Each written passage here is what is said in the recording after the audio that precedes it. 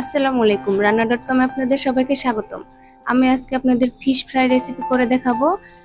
এটা মেহমান বাস বাড়ির ছোট বড় সবাই পছন্দ করবে এবং চেটেপুটে খেয়ে শেষ করবে। তো আমি এখানে নিয়ে নিয়েছি মাছ। ঠিক এরকম চিকন চিকন করে কেটে নিতে হবে, যে কোনো মাছ নিলেই হবে। এখানে দিয়ে দিলাম স্বাদ মতো লবণ, হলুদের গুঁড়ো, মরিচের গুঁড়ো, আদা রসুন বাটা এবং লেবুর রস। এগুলো উপকরণ আমি খুব ভালোভাবে মিশিয়ে নিব।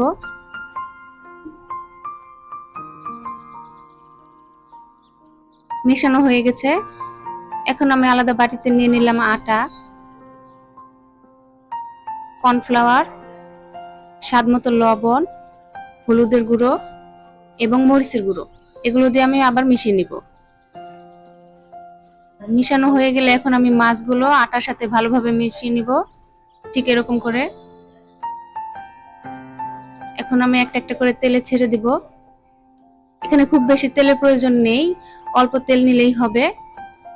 এখানে আমি হালকা আছে ডিপ ফ্রাই করে নিব।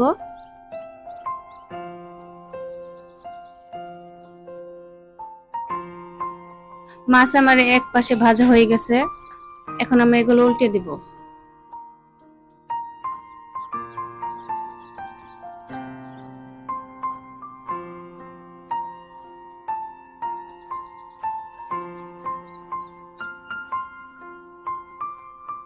এ পর্যায়ে আমার ফিশ ফ্রাই রেডি। এখন আমি এগুলো নামিয়ে নেব।